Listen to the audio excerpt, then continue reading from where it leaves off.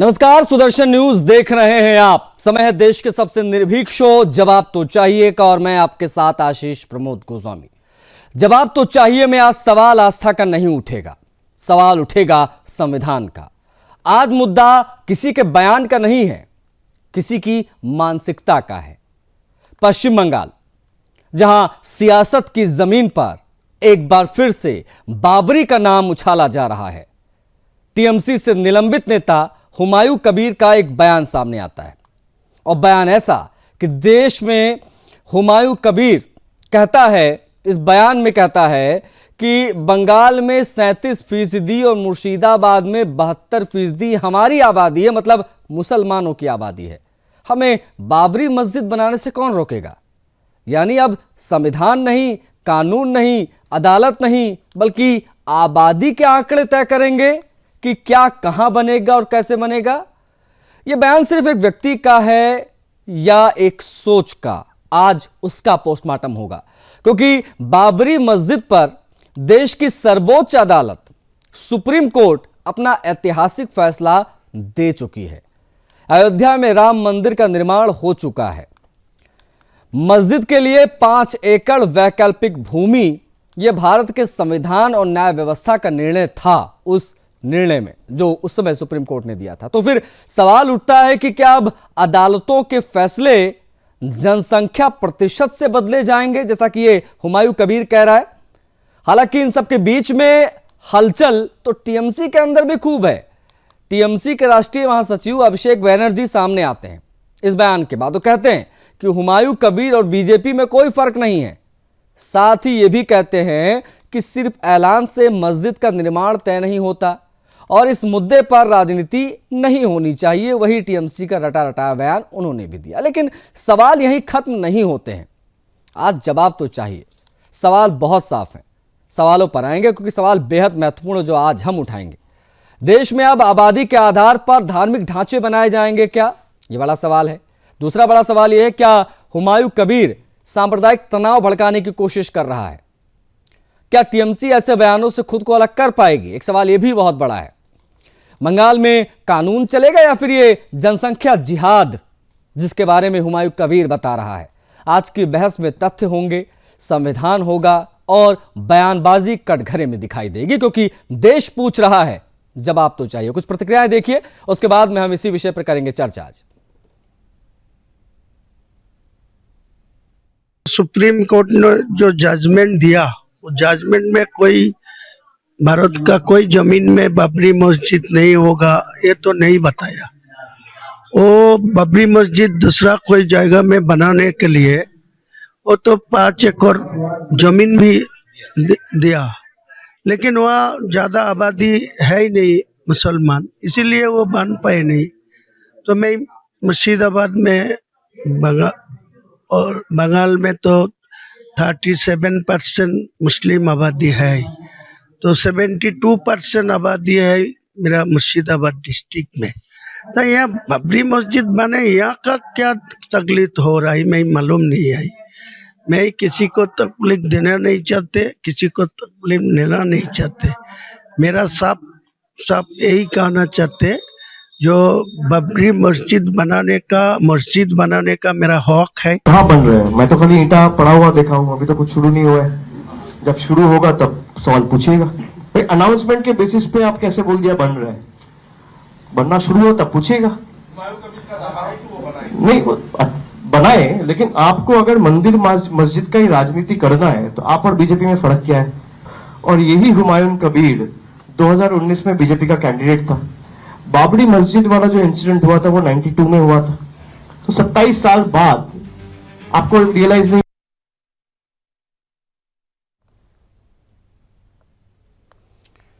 तो पश्चिम बंगाल में क्या अब जनसंख्या के आधार पर फैसले होंगे? ये अपने आप में एक बेहद महत्वपूर्ण सवाल है।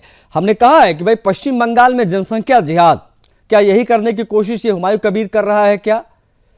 ये सवाल बहुत महत्वपूर्ण हो जाता है, क्योंकि उसने चुनौती देते हुए ये कहने की कोशिश की है कि 5 एकड़ की जमीन दी गई थी, बिल्कुल दी गई थी सुप्रीम कोर्ट के फैसले में, जब राम मंदिर बनाने का निर्णय लिया गया था देश की सर्वोच्च अदालत के द्वारा। लेकिन वहां पर इतने मुसलमान नहीं है ना, लेकिन हमारे यहाँ पर तो 72% मुसलमान हैं, हमारे ज़िले में यानी कि मुर्शिदाबाद में 72% मुसलमान हैं, हमको कौन रोकेगा? पूरे बंगाल में 37% मुसलमान हैं, हमको कौन रोकेगा? ये जनसंख्या जिहाद पर बहुत फोकस रहता है हुमायूं कबीर का, इसको ज़रा समझिएगा। क्योंकि जब इसने नींव रखी थी बाबरी की मुर्शिदाबाद में, तब इसने दावा किया था कि 5 लाख मुसलमान आया था उस कार्यक्रम में। ये वही की तस्वीरें हम आपको दिखा रहे हैं उस दौरान की। इसने तमाम मुसलमान नेताओं को बुलाया था और बड़ा आयोजन यहाँ पर किया था, पूरा ड्रामा यहाँ पर फैलाया गया था इसके द्वारा। अब ये अपने आप में हैरान भी करता है, थोड़ा परेशान भी करता है, क्योंकि जब देश की सर्वोच्च अदालत ने ये निर्णय दे दिया तब ये हुमायूं कबीर होता कौन है?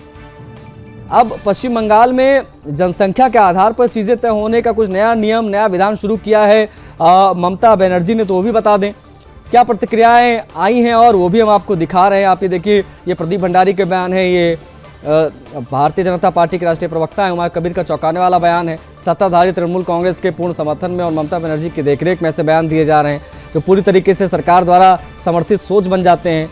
वे इन बयानों में पूरी तरीके से भागीदार हैं। मतलब सीधे तौर पर देखा जाए तो अभिषेक बनर्जी भले ही आरोप लगा रहे हों कि हुमायूं कबीर बीजेपी का आदमी है, बीजेपी के हिसाब से चल रहा है, लेकिन प्रदीप भंडारी का ये जो स्टेटमेंट है, जो राष्ट्रीय प्रवक्ता हैं भारतीय जनता पार्टी के, उनका ये कहना कि ये जो बयान हुमायूं कबीर दे रहा है वो पूरी तरीके से सरकार द्वारा समर्थित सोच है।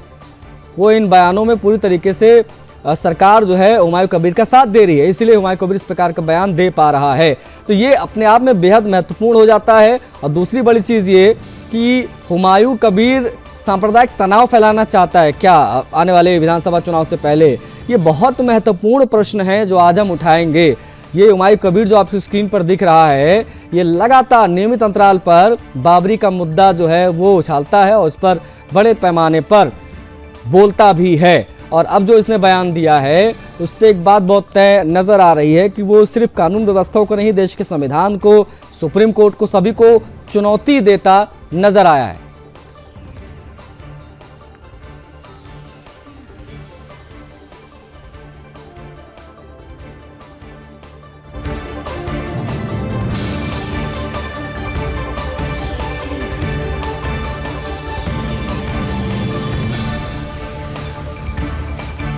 नया राजनीतिक बखेड़ा, जी हां, आज हम करेंगे इसकी बात। पैनल में कौन कौन से लोग हमारे साथ फिलहाल जुड़ गए हैं आपको बता देते हैं, उसके बाद में हम चर्चा की शुरुआत करेंगे। हमारे साथ कुशल पांडे जुड़ गए हैं, प्रवक्ता भारतीय जनता पार्टी के। कुशल जी बहुत स्वागत है आपका।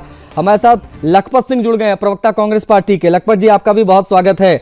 हमारे साथ अंश राय, प्रवक्ता टीएमसी के, कुछ ही पलों में जुड़ जाएंगे, हम उनसे भी बातचीत करेंगे क्योंकि सवाल जो है उनसे आज बेहद महत्वपूर्ण पूछे जाने हैं। संदीप चौधरी जी राजनीतिक विश्लेषक हमारे साथ जुड़ गए हैं। संदीप जी आपका भी बहुत स्वागत है सर। शोएब सिद्दीकी है, मुस्लिम स्कॉलर, स्क्रीन पर आप उनको देख पा रहे हैं। शोएब जी आपका भी बहुत स्वागत है। चर्चा की शुरुआत में भारतीय जनता पार्टी के प्रवक्ता कुशल पांडे जी से करना चाहूंगा। कुशल पांडे जी, हुमायूं कबीर का यह बयान सीधे सीधे सुप्रीम कोर्ट और संविधान को चुनौती देने जैसा लगता है, लेकिन अभिषेक बनर्जी का बयान आता है कि बीजेपी और हुमायूं कबीर एक हैं, इसीलिए इस प्रकार के बयान दिए जा रहे हैं। हुमायूं कबीर 2019 में आपकी पार्टी से कैंडिडेट था, इसीलिए आप लोगों ने उसको सेट कर रखा है आने वाले विधानसभा चुनाव के मद्देनजर। जवाब आपका कुशल जी। देखिए, अभिषेक बनर्जी कहें कि 2019 में हमने उनको उम्मीदवार बना था, लेकिन 2021 में टिकट तो आपने दिया था। अभी वो एमएलए किस पार्टी से हैं? तृणमूल कांग्रेस की पार्टी से थे, अभी उन्हें निलंबित किया गया है। और हिंदू और मुस्लिम की राजनीति तो सबसे पहले बंगाल में तृणमूल कांग्रेस ने स्टार्ट की। ये हमारे मुसलमान भाई, ये मुसलमान पाड़ा है, वहां से रामनवमी की जुलूस नहीं जाएगी। ये हिंदू है, हिंदुओं के पाड़ा में से ये ताजिया नहीं जाना चाहिए। तो ये राजनीति की शुरुआत तो इस राज्य के मुख्यमंत्री ने किया था। अभिषेक बनर्जी ने कह रहे हैं कि जो अभी ईंट रखा गया है अभी तो शुरू नहीं हुआ है। तो मैं पूछना चाहूंगा अभिषेक बनर्जी से कि जब आपने उन्हें निलंबित कर दिया तो उस दिन हजारों पुलिस दे करके उस मस्जिद के निर्माण के लिए, और मैं पहले ही कह दूं कि भारतीय जनता पार्टी मस्जिद के विरोध में नहीं है। भारतीय जनता पार्टी हिंदू मुस्लिम की राजनीति नहीं करती। हमारे देश के यशस्वी प्रधानमंत्री कहते हैं कि देश के 125 करोड़ देशवासी, लेकिन ये हिंदू मुस्लिम की राजनीति तृणमूल कांग्रेस करती है, पहली बात। दूसरी बात मैं कहूंगा कि अगर मैं मस्जिद के विरोध में नहीं हूं, हमारे कोई भी दल के हमारे प्रवक्ता हो चाहे हमारे नेता हो, कभी भी ये नहीं कहोगे कि हम मस्जिद के विरोध में हैं। हिंदू मंदिर बनाएंगे, मुस्लिम मस्जिद बनाएंगे, सिख के गिरजाघर बनाएंगे और क्रिश्चियन गिरजा घर बनाएंगे और जो सिख है हमारे वो गुरुद्वारा बनाएंगे, लेकिन हमारा उस नाम से विरोध है जो बाबरी नाम रखा जा रहा है। 550 सालों तक ये विवाद चला है। उसके बाद सुप्रीम कोर्ट का आदेश रहा है। हुमायूं के बयान से टीएमसी ने तो किनारा कर लिया है, लेकिन ये आरोप भी भारतीय जनता पार्टी के ऊपर लगाए हैं टीएमसी ने। हम इस पे और भी आगे बात करेंगे, प्लीज आप बने रहिएगा। एक बार ओपनिंग रिमार्क सभी का हो जाए। लखपत सिंह जी हैं, कांग्रेस पार्टी के प्रवक्ता हैं। लखपत जी, ये हुमायूं कबीर ने, आवाज आ रही मेरी लखपत जी? जी हाँ, ये हुमायूं कबीर ने जो बयान दिया है जनसंख्या जिहाद वाला कि हमारे यहाँ पर तो 72% मुसलमान हैं, मुर्शिदाबाद में 37%, पश्चिम बंगाल में है, हमको रोकेगा कौन मस्जिद बनाने को लेकर। ये जो सांप्रदायिक तनाव वाला इसने बयान दिया है, इस पर कांग्रेस पार्टी की आधिकारिक लाइन क्या है, स्पष्ट लाइन क्या है? कांग्रेस पार्टी किस प्रकार से इसे देख रही है सर? लखपत सिंह जी। स्पष्ट लाइन ये है कि ये जो भाजपा का जो एजेंडा है ये कुछ टीवी चैनल भी चलाते हैं, कुछ लोग भी चलाते हैं। अच्छा, हमारी लाइन ये है, मैं पूछना चाह रहा हूँ, इस देश में अगर इस तरह के बयान दी जा रहे, इस तरह की घटनाएं की जा रहे, तो सेंट्रल गवर्नमेंट क्या कर रही है? केवल चैनलों पे आके डिबेट करेंगे, हिंदू मुस्लिम करेंगे। जो इस तरह के कर उन पर एक्शन क्यों नहीं लेते? जेल क्यों नहीं डालते उनको? क्यों उन पे कार्रवाई नहीं करते? क्यों उनके विरुद्ध रिपोर्ट दर्ज नहीं कराते? मैं पूछना चाह रहा हूँ, ये मोदी जी की सरकार सो रखी है, केवल दंगे कराने के लिए बैठी है, चैनलों पे डिबेट कराने के लिए बैठी है। एक ओबीसी है जो बयान पे बयान देता रहता है और 10-11 साल में सरकार एक रिपोर्ट दर्ज नहीं कराए ओबीसी के विरुद्ध। तो आप क्या कहना चाहते हैं कि कांग्रेस उस पर एक्शन लेगी? कांग्रेस तो करेगी। कांग्रेस का एक चीज सुन लीजिए, मैं आज आपको कह रहा हूं, जो जहर आप इस देश के अंदर बो रहे ना, और सेंट्रल गवर्नमेंट के मैं पेइंग कैपेसिटी में जो बोया जा रहा है वो राष्ट्र हित में नहीं है। मैं एक उदाहरण आपको देना चाहता हूं कि मैं सीमांत जनपद का विधायक हूं और मेरी बात सुन लीजिएगा। मैं उस विधानसभा से हूं जहां 18 पुराण लिखे गए, श्रीमद् भागवत लिखी गई, महाभारत लिखी गई, माँ गंगा का उद्गम स्थान है, जहाँ के कंकण कंकण में भगवान शंकर बसते हैं। मैं पूछना चाह रहा हूं कि लोकसभा में बयान आता है कि पश्चिम बंगाल की सरकार जिहादियों को। सर मुझे लखपत सिंह जी, मुझे बस एक लाइन में जवाब दे दीजिए। सुन लीजिए, मैं आप सुनिए ना, ये पूरी सुनिए ना सर। ये अब सर मेरे पास समय थोड़ा सीमित रहता है ओपनिंग रिमार्क में, बाकी पैनलिस्ट देखिए इंतजार कर रहे हैं अपनी बारी का, अपनी बारी का इंतजार कर। सुन लीजिए ना, मेरा एक बड़ा सिंपल सा साधारण सा सवाल था। ये जो आबादी वाला तर्क दिया है हुमायूं कबीर ने, उसको कांग्रेस पार्टी संवैधानिक मानती है या खारिज करती है? हाँ या ना में जो भी बोलना आपको बोल दीजिए, फिर मैं बाकी मेहमानों की प्रतिक्रिया ले लूं। सर लखपत जी, मेरी वक्तव्य सुनिए। मैं चैनल पे तुम्हारे सुनने के लिए नहीं आया हूँ, अपनी बताने के लिए आया हूँ। अच्छा, यदि मुझसे सवाल पूछा तो जवाब पूरा लीजिए। नहीं तो सर आप जलेबी मत बनाइए ना, आप सीधा मुद्दे पे बात करिए। ओपनिंग रिमार्क इतना लंबा अगर होगा सर तो मैं पूरा 1 घंटा डिबेट आपसे नहीं करूंगा ना अकेले। ये संदीप चौधरी जी हैं, शोएब जी हैं, टीएमसी के प्रवक्ता का भी इंतजार है।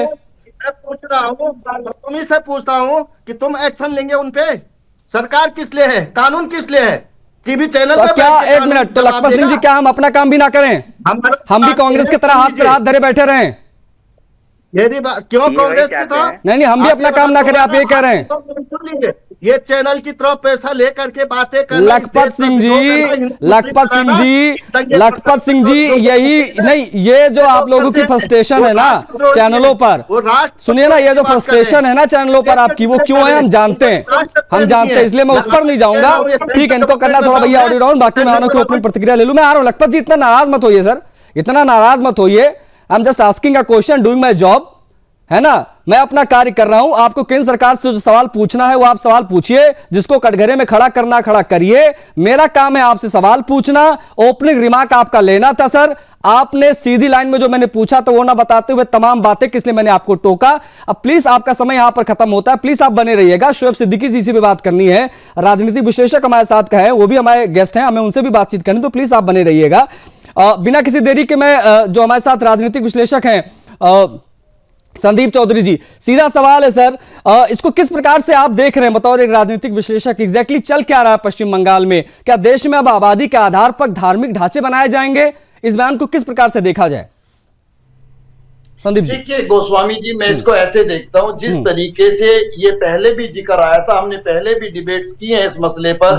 जब उसने इसको प्रोग्राम को शुरू किया था कि मैं बाबरी मस्जिद बनाऊंगा, उसमें श्रमदान होगा, लोग ईंटें लेकर के आएंगे, और अब फिर से उसको हवा दी जा रही है। जैसे जैसे बंगाल का चुनाव नजदीक आएगा, तो ये बाबरी मस्जिद वाले लोग जिन्हें धर्म की राजनीति करनी है या कट्टरता की राजनीति करनी है या सांप्रदायिक दंगे कराने की राजनीति करनी है, वो इस तरीके की चीजों को हवा देंगे। और क्योंकि ये जो व्यक्ति है ये टीएमसी से भी जुदा हो चुका है और दूसरी पार्टियों से भी अभी ये जुदा है और ये अपना जनाधार बनाना चाहता है, और कुछ राजनीतिक दल और कुछ राजनीतिक लोग लोगों के माइंड से खेलते हैं। तो ये भी इस तरीके के लोगों से जो नमाज पढ़ते हैं, इस्लाम में विश्वास रखते हैं, तो इसको ये लगता है कि शायद मेरे जीतने का रास्ता इस तरीके से तय हो सकता है। और इसको तय मानकर चलिए, अगर कोई हिंदू मुस्लिम का झगड़ा हो जाता है या मंदिर मस्जिद का झगड़ा हो जाता है तो चुनाव का बिल्कुल अलग माहौल हो जाएगा, देश के अंदर ही पूरे में माहौल अलग हो जाएगा।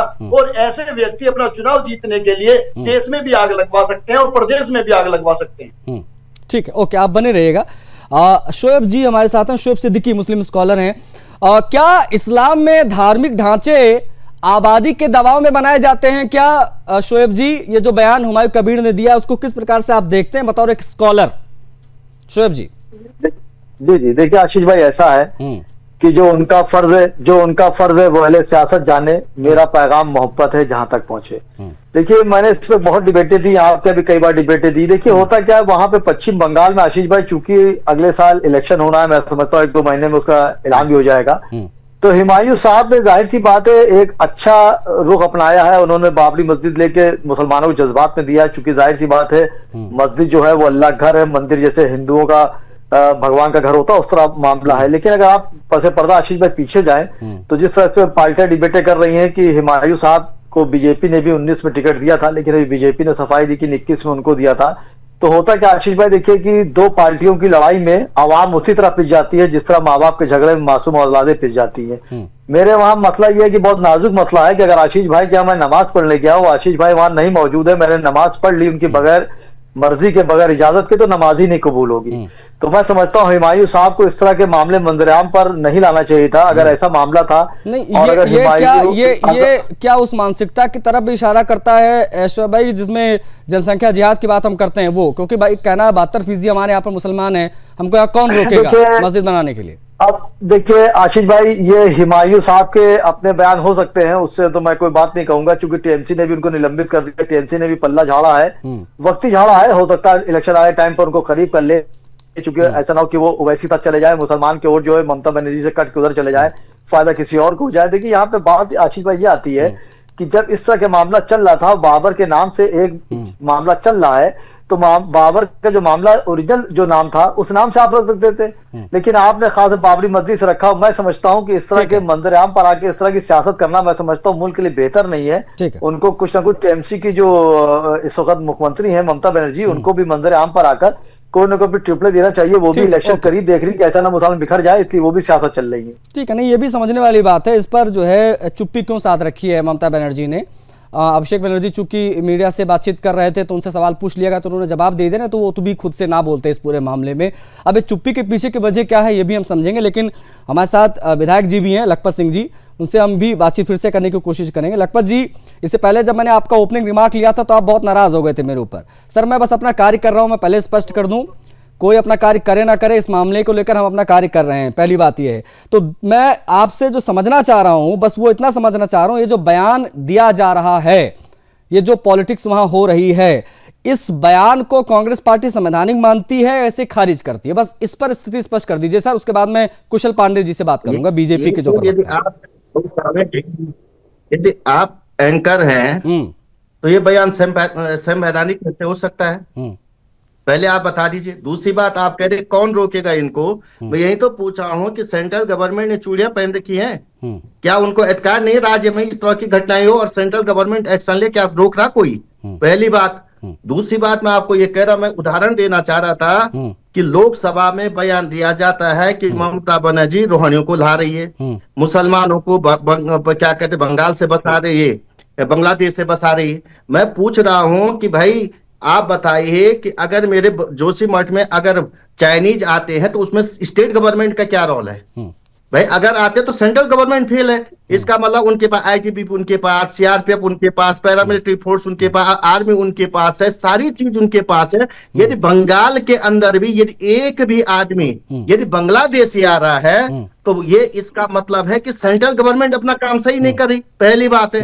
दूसरी बात मैंने आपसे कहा है कि इस तरह के मामले, क्योंकि मेरे देश के अंदर बहुत सारे लोग इस गरीबी की रेखा से कई चीजों से जूझे और कानून बनने चाहिए, सख्त कानून बनने चाहिए। मैं पहली बात ये कह रहा हूं। और जो इस देश में इस तरह के उन्माद को खड़ा करना चाहता है उनको राजनीतिक फायदा हो सकता है, वो चुनाव जीत सकते हैं, लेकिन मेरे राष्ट्र का नुकसान है, मेरे देश के लोगों का नुकसान है। और मैं इसलिए राष्ट्र के नुकसान के लिए चीजें इसलिए नहीं चाहता हूं कि टीवी चैनलों पे हम देखते हैं कि किस तरह से उन्माद की बातें की जाती हैं। छोटा सा और सवाल है सर, एक लखपत जी, एक छोटा सा सवाल और आपसे, एक छोटा सा सवाल इसी से संबंधित और है, क्या कांग्रेस पार्टी सर ये मानती है कि बाबरी मस्जिद का मुद्दा अब न्यायिक रूप से एक बंद चैप्टर है, बंद अध्याय है, उसके बारे में अब ज्यादा बात नहीं होनी चाहिए देश में? क्या कांग्रेस पार्टी मानती है? नहीं भाई, हमने कहा एक कांग्रेस का, मैं आपसे कह रहा, कांग्रेस तो पहले कह चुकी है, कांग्रेस का क्या लेना। मैंने कह दिया, कांग्रेस तो कह रही है आज भी कि जो इस तरह के धार्मिक उन्माद फैला रहे उनको जेल डालो, उन पे राष्ट्रद्रोह का मुकदमा करो।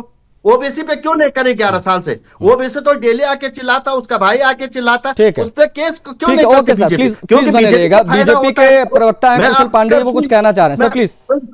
ओके लखपत जी, विधायक जी की बातों का मैं जवाब दूंगा। नहीं कुशल जी, विधायक जी कह रहे हैं कि केंद्र सरकार क्यों नहीं एक्शन ले रही है। मालूम होना चाहिए कि राज्य में डायरेक्ट केंद्र सरकार कोई एक्शन नहीं ले सकती है, पहली बात। दूसरी बात, कांग्रेस के प्रवक्ता और विधायक हैं, कांग्रेस के लोग अगर बाबरी मस्जिद के खिलाफ में है तो रास्ता पर क्यों नहीं उतरे अभी तक? क्यों नहीं कांग्रेस के नेता अभी तक रास्ता पर उतरे कि बाबरी मस्जिद बंगाल के मुर्शिदाबाद में नहीं होनी चाहिए? कम से कम कई 3 से 4 बार मुर्शिदाबाद से कांग्रेस के प्रदेश अध्यक्ष रहे हुए हैं, वहां से रहे हुए हैं। उसके बाद भी मुर्शिदाबाद में कांग्रेस के लोग या बंगाल में कांग्रेस के लोग इसका विरोध नहीं करें। ये तो इंडिया गठबंधन में है। अधीर रंजन चौधरी वहां से एमपी रहे हुए कई बार से मुर्शिदाबाद में, वो तो नहीं रास्ता भी दिखाई दिए कि बाबरी मस्जिद नहीं होनी चाहिए वहां पे। कांग्रेस इसके पक्ष में है, तृणमूल कांग्रेस के साथ इंडिया गठबंधन में है और उनके साथ ही चल रही है। और बात रहा जो कहा जा रहा है कि 72% मुसलमान है वहां पे, तो मस्जिद हम बना सकते हैं, तो पूरे भारत में कितने परसेंट मुस्लिम समाज के लोग हैं और हिंदू समाज के कितने परसेंट लोग? तो भारत में मस्जिद होनी नहीं चाहिए, पूरे भारत में तो फिर मंदिर ही होनी चाहिए, क्योंकि हिंदुओं की आबादी ज्यादा है पूरे भारत में, तो मंदिर तो पूरे भारत में नहीं होनी चाहिए। अब मस्जिद नहीं होनी चाहिए, मंदिर पूरे भारत में होना चाहिए, हर जगह हर गली मोहल्ले में बड़ी बड़ी मंदिर होनी चाहिए। तो ये सिर्फ राजनीतिक, ये जो हुमायूं कबीर है सिर्फ और सिर्फ मुस्लिम तुष्टीकरण की राजनीति कर रहे हैं। और ये मुख्यमंत्री के बी टीम है, ये मुख्यमंत्री के बी टीम है, तृणमूल कांग्रेस के बी टीम होकर के काम कर रहे हैं, मुस्लिम समुदाय को एक कर रहे हैं, एक करके वोट लेंगे। आप देखिएगा चुनाव के समय ठीक तृणमूल कांग्रेस के साथ में जुड़ जाएंगे और ममता बनर्जी का समर्थन करने लगेंगे। आपके चैनल के माध्यम से मैं आपको बता देना चाहता हूं। ठीक है कुशल जी, आप बने रहिएगा, बनर्जी के साथ जुड़ जाएंगे जाकर के। ठीक है, आप बने रहिएगा। संदीप जी, आप एक राजनीतिक विश्लेषक हैं, जो कुछ भी हो रहा है उस पर आपने अपनी बात रखी, लेकिन आपने लखपत जी की बात सुनी, जो कि विधायक भी हैं कांग्रेस पार्टी से और प्रवक्ता के तौर पर हमारे साथ जुड़े हुए हैं। आपने उनकी बात सुनी, बीजेपी का वर्जन आपने जाना। अब मुझे बताइए कि एग्जैक्टली पॉलिटिक्स कर कौन रहा है इस पूरे मामले में? मुझे लगता है कि मेरे करोड़ों दर्शक जानना चाहते होंगे, आप बेहतर तरीके से इस पर बता पाएंगे। संदीप जी। देखिए आशीष जी, मैं आपको बताऊं, जब इस तरीके के सेंसिटिव मैटर होते हैं तो राजनीतिक दल सबसे पहले अपना नफा और नुकसान देखते हैं, चाहे वो केंद्र के लोग हों चाहे वो राज्य के लोग हों। जब बात बाबरी की नाम पर आती है, जब बात हुमायूं की तरफ से निकल करके आती है और टीएमसी ये जानती है कि हमारा एक बड़ा वोट बैंक है, जरा सा एक्शन, जरा सा स्टेटमेंट कहीं भारी पड़ सकता है और चीजें बदल सकती है, माहौल बदल सकता है। इस चीज को आप ऐसे भी समझ सकते हैं, टीएमसी जिस तरीके से बाबर को और हुमायूं को, इस बाबरी मस्जिद को छेड़ने से डर रही है, इसी तरीके से बांग्लादेश के मामले पर बांग्लादेश में आपने देखा, हम काफी डिबेट्स कर चुके हैं, रोजाना डिबेट्स होती है, वहां पे मंदिरों को भी नुकसान हो रहा है, हिंदुओं को भी नुकसान हो रहा है, लेकिन केंद्र सरकार वहां पर बोलने से बच रही है क्योंकि डायरेक्ट एक्शन नहीं ले सकती। और जिस तरीके से अभी बात की गई जनसंख्या के आधार पर, तो मुझे लगता है ये इतना बड़ा क्राइम है, स्टेट गवर्नमेंट भी एक्शन ले सकती है और केंद्र सरकार भी एक्शन ले सकती है। तो पहली प्रतिक्रिया संदीप जी, आशीष जी एक minute, Ashish ji please let me complete. Ashish ji, Uttar Pradesh के अंदर एक बार कांग्रेस के मौजूदा सांसद इमरान मसूद ने इसी तरीके का बयान दिया था कि सहारनपुर के अंदर हम 49% है, हम तय करेंगे कौन जीतेगा कौन हारेगा, और यहाँ मोदी के टुकड़े बोटी बोटी कर सकते हैं, ये वाला स्टेटमेंट आपको याद होगा। आपको हैदराबाद में असदुद्दीन ओवैसी के भाई अकबरुद्दीन ओवैसी का वो स्टेटमेंट याद होगा कि 15 मिनट के लिए पुलिस हटा लीजिए, हम बता देंगे क्या कर सकते हैं। तो ये चीजें, और अब इसी तरीके से हुमायूं का बयान आना, ये तीनों सिमिलर चीजें। अगर ये इस बयान के बाद में संदीप जी अगर इस बयान के बाद में कोई सांप्रदायिक तनाव फैलता है, कोई भी लॉ एंड ऑर्डर की स्थिति बिगड़ती है या जो कोशिश हो रही है उस तरफ से, तो इसका जिम्मेदार कौन होगा? इसमें पहली प्रतिक्रिया तो मुझे लगता है स्टेट गवर्नमेंट की बनती है, वो इसको किस प्रकार से देख रहे हैं जो कुछ भी वहां पर हो रहा है। पहली प्रतिक्रिया कौन देगा? स्टेट देगा?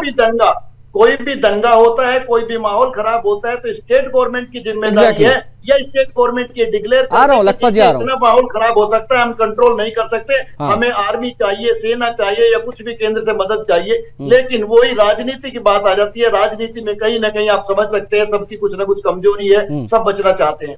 ठीक है, ओके, आप प्लीज बने रहिएगा, मैं आ रहा हूं शोएब जी, हम करेंगे बात, लेकिन लखपत जी हमारे साथ जो हैं प्रवक्ता कांग्रेस पार्टी के, उनसे हम बातचीत कर लेते हैं थोड़ा सा, वो हैंड रेज भी कर रहे हैं। आप अपनी बात रखिएगा लखपत जी।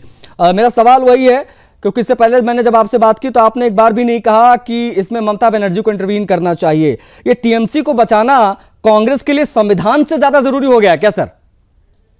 टीएमसी को बचाने की कोशिश क्यों कर रहे हैं आप?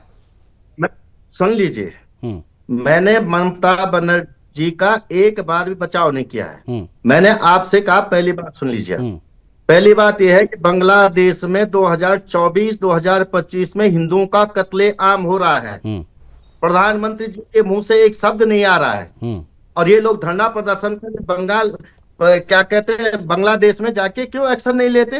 पहली बात है। दूसरी बात मैं ये कह रहा हूं कि जब से मोदी जी आए तब से 1000 पुराना इतिहास उधेड़ा जा रहा है।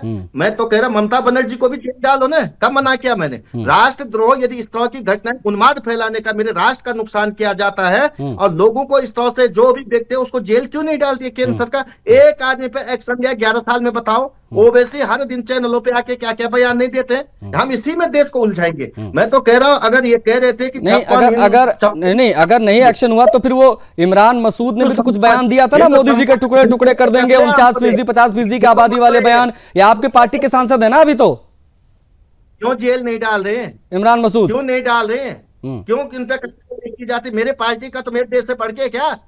मैं पूछ रहा हूं आपसे कि क्यों इन पे एक्शन नहीं होता है, क्यों जेल नहीं डाला जाता है? कौन करेगा इसको? कानून किसके पास है? उत्तर प्रदेश में किस किस सरकार है, तब क्यों जेल नहीं डाला जा रहा है?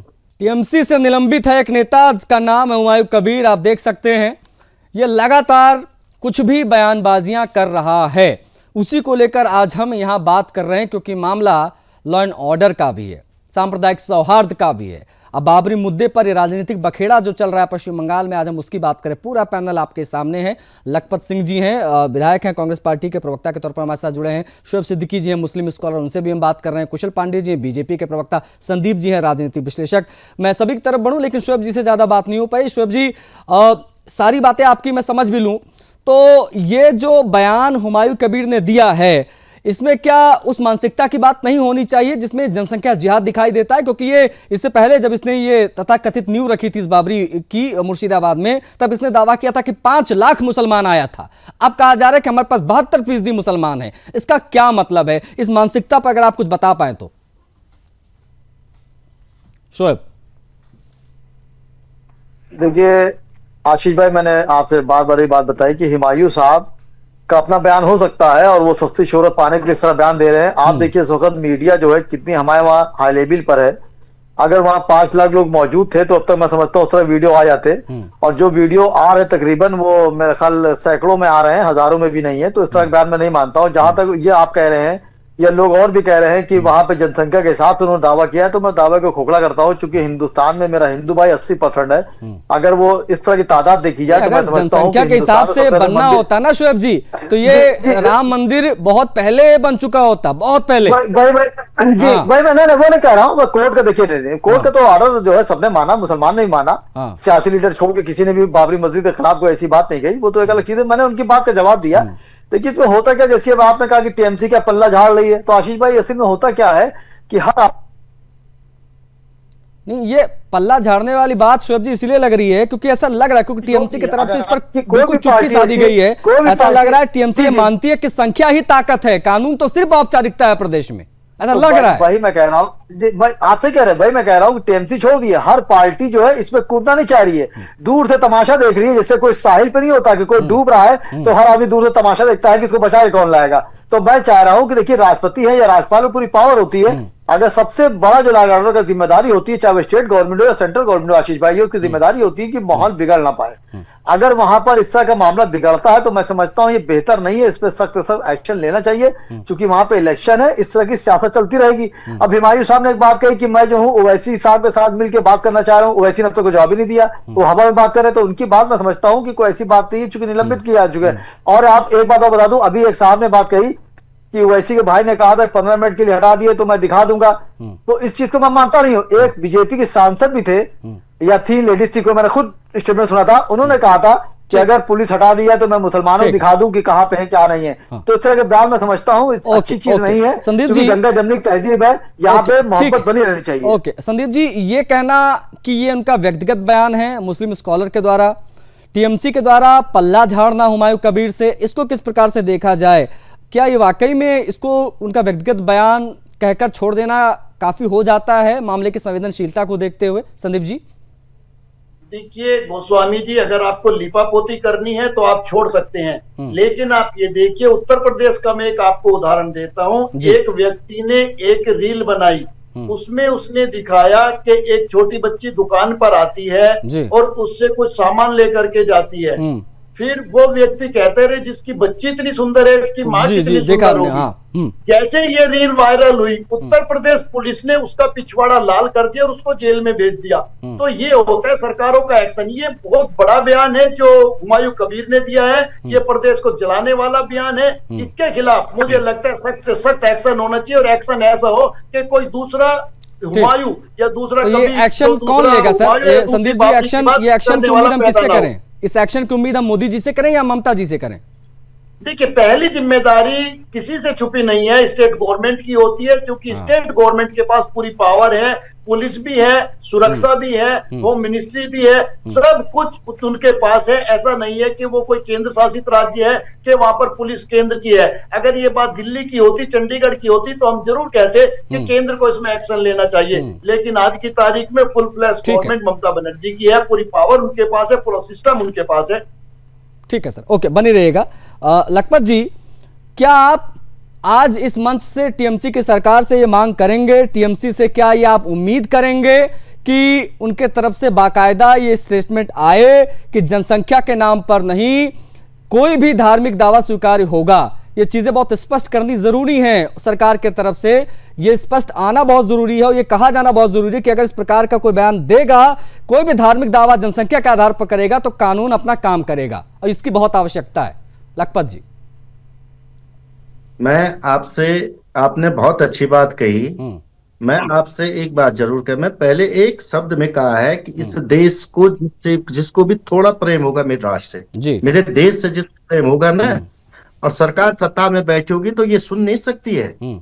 उन लोगों पे कड़ी से कड़ी कार्रवाई होनी चाहिए कानून, क्योंकि ये देश कानून से चलता है। लेकिन यही डिबेट यदि आप जो बंगाल में हिंदू मर रहे हैं उस पर डिबेट करते और मोदी जी से पूछते कि ये कब तक चलेगा मोदी जी तुम्हारे राज में? पिछली बार भी कम से कम 2,500 हिंदू मारे गए और हिंदुओं के कत्ले आम हो रहे हैं, ये क्यों हो रहे हैं? मोदी जी से पूछते। यदि आप उस डिबेट में मोदी जी किस कैबिनेट के लोगों को बैठ करके बिठाते और कहते कि जवाब दे तो मोदी जी की है ना। अगर बांग्लादेश में कुछ हो रहा है, वहां हिंदू मर रहे हैं, तो कौन इसको अल्पसंख्यक मर रहे तो कौन जवाब दे ही लेगा?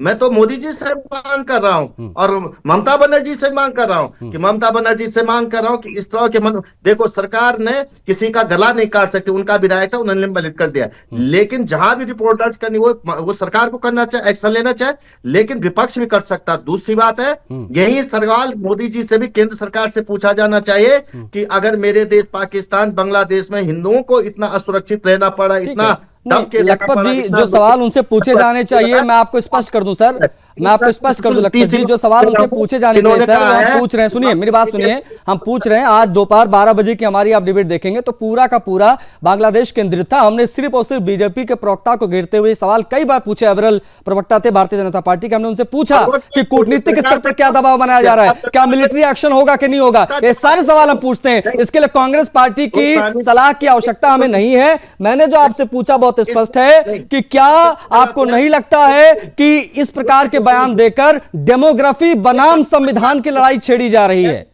और इस पर लगाम लगना बहुत जरूरी है। क्यों जवाब दें? कुशल जी, जल्दी से मैं क्लोज करूंगा इसके बाद, आपकी प्रतिक्रिया के बाद। देखिए, सबसे पहले मैं कहना चाहूंगा कि जो जिस तरह से लखपत जी और मुस्लिम स्कॉलरशिप जो है वो कह रहे हैं, सबसे पहले ये मुस्लिम तुष्टीकरण की ईंट जो रखी गई तो तृणमूल कांग्रेस की सरकार के द्वारा रखी गई है। बाबरी मस्जिद की ईंट अभी हुमायूं को भी रख रहे हैं, लेकिन 2011 से जब तृणमूल कांग्रेस की सरकार बनी है बंगाल में, तब से मुस्लिम तुष्टीकरण की राजनीति की ईंट इस राज्य की मुख्यमंत्री रख चुकी है। मुख्यमंत्री का पुलिस और मुख्यमंत्री पुलिस मंत्री है। अभी तक हुमायूं कबीर के ऊपर में एक्शन क्यों नहीं लिया गया? अगर यही काम कोई हिंदू किया रहता मंदिर को लेकर के तो अभी तक वो गिरफ्तार हो गया रहता। आपको मालूम होना चाहिए कि जिस तरह से बांग्लादेश में हिंदुओं की मारा गया है, चंदन दास को, दीपू दास को, सॉरी, उसी प्रकार से हम लोग बांग्लादेश एम्बेसी का घेराव किए थे, हिंदू समाज के लोग एम्बेसी का घेराव किए थे, उनके ऊपर में मतलब लाठी चार्ज किए, साधु संतों के ऊपर में दीपू दास के बाद 2 और हत्याएं हुई हैं, 2 और हत्याएं हुई। एक 18 साल का लड़का, एक 18 साल का लड़का है, वो भी एक तालाब में तैरता, उसकी बॉडी मिली है, हमने उसकी भी बात की। ठीक है, ओके, मेरे पास समय इतना ही था आज के इस विषय पर बात करने के लिए। आप सभी का बहुत आभार। लखपत जी, बहुत आभार, आपका समय दिया आपने सर। शोएब सिद्दीकी जी, आपका भी बहुत आभार। हमारे साथ संदीप जी जुड़े रहे, आपका भी बहुत आभार। टीएमसी के प्रवक्ता का इंतजार था, वो नहीं आया, बाकी कुशल जी थे बीजेपी के प्रवक्ता, आप सभी का बहुत आभार। पश्चिम बंगाल में जनसंख्या ज्यादा, ये था विषय, क्योंकि बहुत loud and clear statement Humayun Kabir ने दिया। उसका सीधे तौर पर कहना था कि बंगाल में 37% मुसलमान है, मुर्शिदाबाद में 72% मुसलमान है, हमें कौन रोकेगा बाबरी बनाने से। अब इस बयान को अलग अलग एंगल दिया जा रहा, लेकिन मामला बहुत संवेदनशील है, सौहार्द को बिगाड़ने जैसा यह बयान है। अगर स्थिति आउट ऑफ कंट्रोल होती है इसके बाद, तो जिम्मेदारी सिर्फ और सिर्फ मौजूदा सरकार की बनती है। उनसे सवाल पूछा जाना बहुत जरूरी है। ये उनका व्यक्तिगत बयान है, ये कहने और पल्ला झाड़ने से काम नहीं चलेगा, ये बहुत स्पष्ट है। इस डिबेट में इतना ही, मुझे आज्ञा दीजिए। जय हिंद।